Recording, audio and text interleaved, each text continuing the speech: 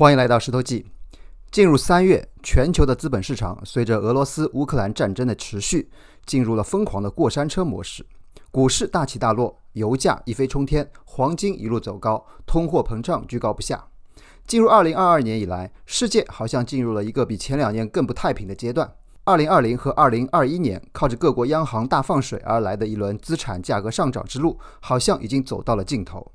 在这个时候，有不少投资者的心态应该也是比较浮躁的，但其实投资应该是一个长远的事。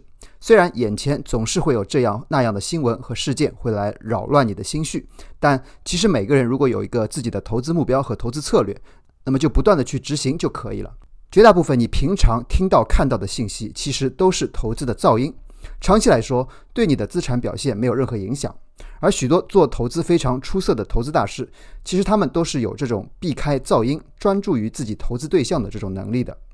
最近我们频道的老朋友橡树资本的创始人霍华德马克斯就发布了一个非常特别的视频。这个视频是专门针对中国市场和中国投资人做的。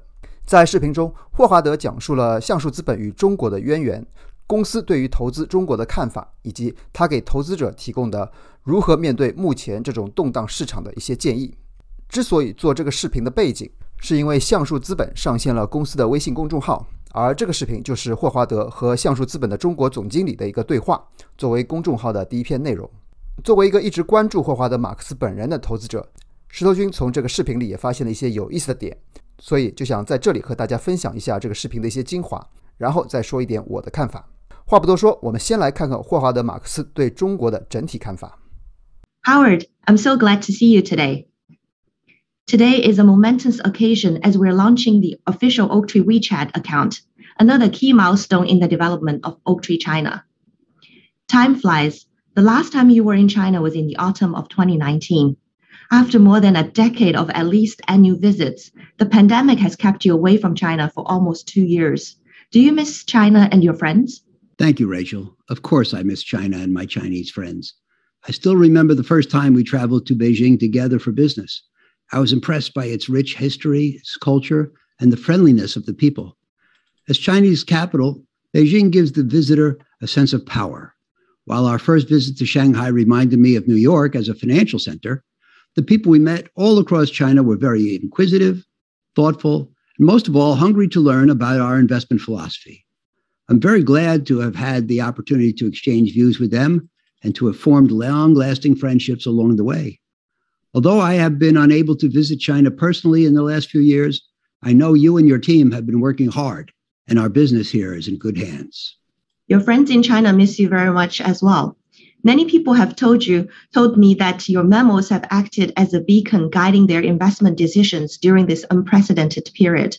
They're particularly happy that you picked up pace in 2020 when things were darkest. Now, with the launch of Oaktree's WeChat account, we can share your memos with everyone as soon as they're published. It's also worth noting that in addition to your memos, many of your fans in China have read the Chinese editions of The Most Important Things and Mastering the Market Cycle, and the views and insights you shared in them have been widely quoted. Do you have anything to say to your readers? I want to thank them, and I hope they like what I write. Quite frankly, I was shocked when I heard how many copies of the 2 titles had been sold in China. I'm delighted that the Oaktree investment philosophy resonates with Chinese readers who share our focus on value, downside risk protection, and the long term. From the conversations I've had with my many Chinese friends over the past decade, I can see how Chinese investors approach investing with such thoughtfulness, and this inspires me to continue writing for them. 好了，刚才我们看的这段视频是采访的开始部分。之前石头君也看了不少霍华德马克斯的采访和演讲视频，大部分都很精彩，也很有启发。但从这段视频的内容来看，显然不管是主持人还是霍华德马克斯本人，两个人基本都是在念稿。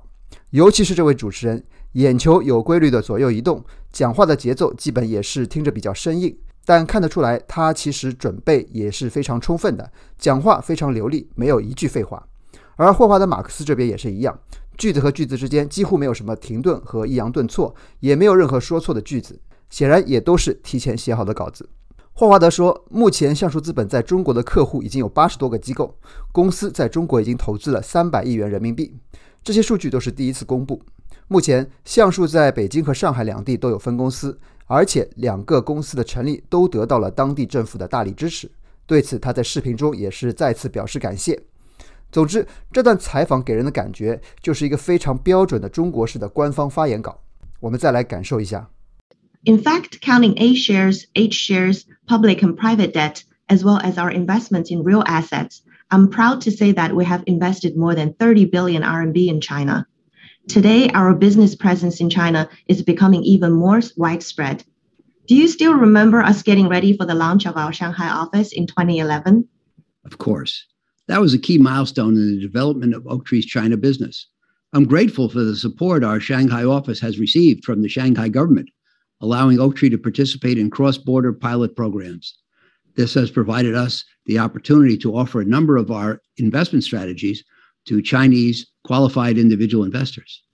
Today, our presence with investors in China has also expanded into Beijing, and I hope we can bring the Oaktree investment philosophy to more people in China and achieve Oaktree's long-term vision of deepening our presence in this country. I recall that our Beijing office opened during the week of the pandemic in spring 2020. Truthfully, I was very moved by the enthusiasm and efficiency of the Chinese government and its people. If China was a person, it would be someone in their youth. While the young experience ups and downs, the future is bright and full of prospects for growth. 采访的最后，霍华德终于就目前的市场发表了一些看法。他结合他最新的投资备忘录，也就是我们频道做过的一期关于出售时机的视频，再次阐述了橡树的投资观，也就是建议投资者忽略宏观事件，放弃预测市场，专注于基本面和长期投资。而至于主持人的最后一个问题，橡树资本对于中国市场是选择买入还是卖出，我也不知道该怎么评论才好了。Since I have you here, let me use this opportunity to ask on behalf of our audience for your current view of the market.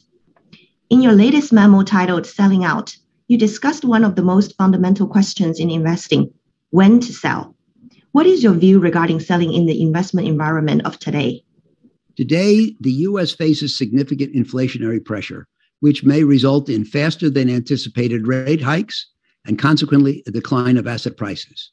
I still believe that the economic recovery will continue, but as the Federal Reserve and the U.S. Treasury undertake measures to reduce inflation, including raising interest rates, they will no doubt have a slowing effect on the economy, meaning it will not recover at the same pace as it would have in a low inflation environment.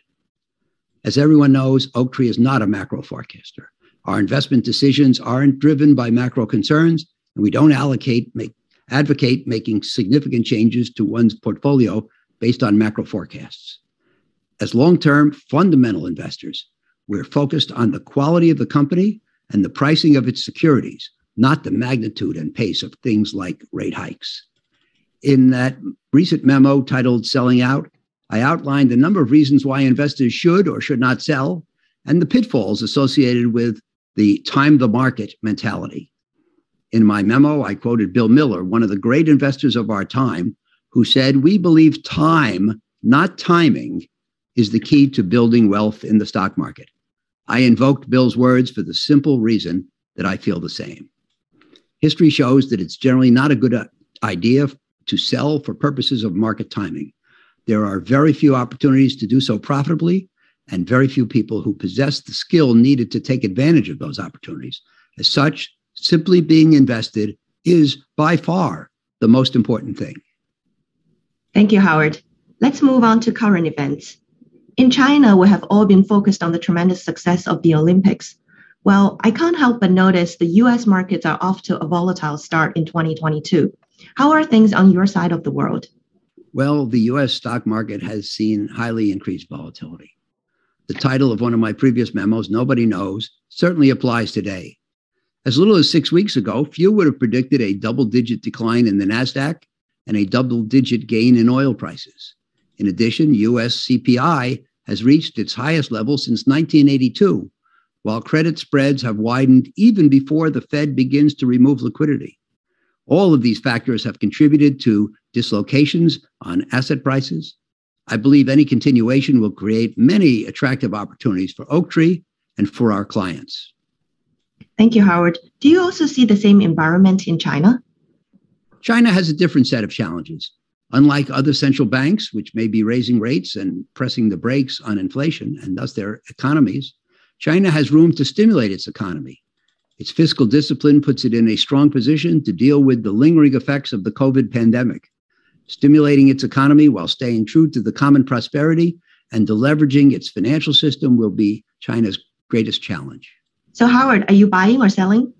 Well, since we believe the most important thing is participating in the markets over the long run, we're always buying. As I mentioned earlier, I think of China as a vigorous young person with a promising future. Losing sight of those long-term prospects because of a desire to avoid short-term market volatility can result in investors missing out on great opportunities, and we recommend against it. However, it's obvious that your entry price matters, and today's climate should lead to many attractive entry points.